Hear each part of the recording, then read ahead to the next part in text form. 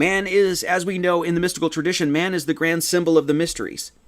Ultimately, it comes back to, once again, square one. We have to understand and know thyself. So the first thing we're going to do is look at our hands. So your hands have 28 phalanges. It's just counting. 1, 2, 3, 4, 5, 6, 7, 8, 9, 10, 11, 12, and 13, and 14. So this is 14 phalanges here, and then 14 phalanges here. And this together is 28.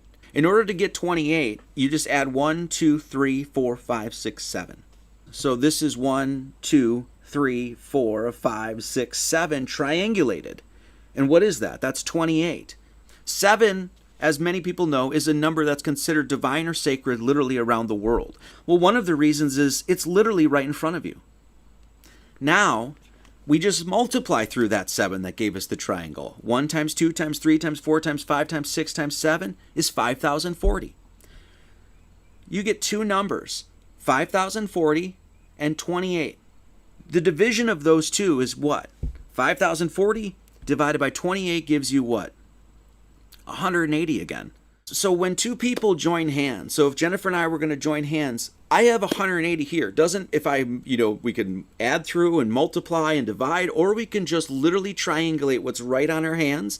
And when Jennifer and I join hands in love and connection and union, what does that form?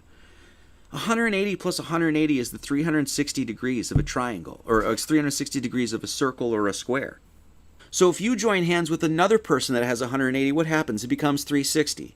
Now let's say we get another person to join hands, and what happens? We add another 180, and what is that? You walk up to the next form, which is the pentagon. 180 plus 180 is 360. 360 plus 180 is 540. 540 plus 180 is 720. 720 plus 180 is 900. 900 plus 180 is 1080. 1080 plus 180 is 1260. The more and more we join hands with the natural mathematics that's encoded on your fingers, naturally creates the number line. It does.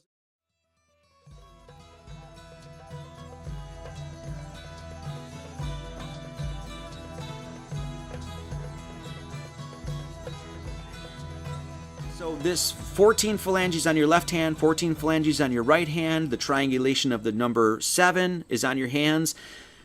It's also on your feet.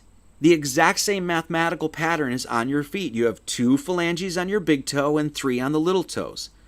The proper factors of 28, when we talk about proper divisors of a number, right? So the proper divisors of a number are every number but itself. So for instance, when we look at 28, when we look at all the divisors, we're going to go 1, 2, 4, 7, 14, and 28. The proper divisors are 1, 2, 4, 7, and 14, not including the last one, 28, if you will, okay? 1 plus 2 plus 4 plus 7 plus 14 is 28. So the sum of these proper factors is 28. And this is the definition of a perfect number, where its divisors add to itself. Now, there's not a lot of these perfect numbers. In fact, here's the first 3 perfect numbers. 6, 28, and you know what the next one is? 496. 0, 1, 2, 3, 4, 5, 6, 7, we get 28. 28 on our feet, our feetsies there, and on our hands right here. When we add the first 5 primes, a prime is a number divisible by 1 in itself. The first 5 primes are 2, 3, 5, 7, and 11. Everybody see that? That adds to 28. The first 5 non-primes, 1, 4, 6, 8, and 9, add to 28 as well.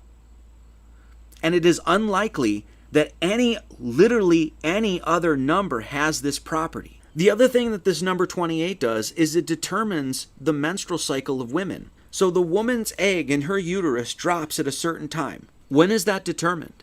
It's determined by the number 28. Day 1 all the way to day 14. What happens around day 14? You can even see on the graph there. That's when the egg drops. That is all literally on your hands.